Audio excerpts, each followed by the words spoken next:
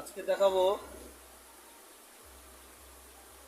কোষে দেখি দশম শ্রেণীর কোষে দেখি দুইয়ের 20 দাগের গণিত, সবশেষ গণিতটা খুব ইম্পর্টেন্ট গণিত, খুব পরীক্ষায় পড়ে।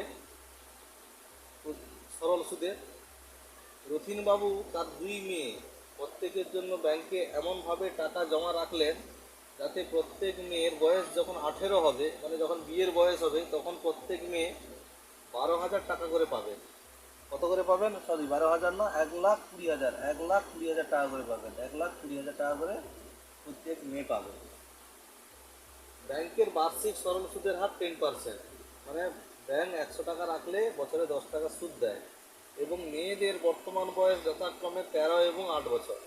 একজনের বয়স 13 আর একজনের বয়স 8।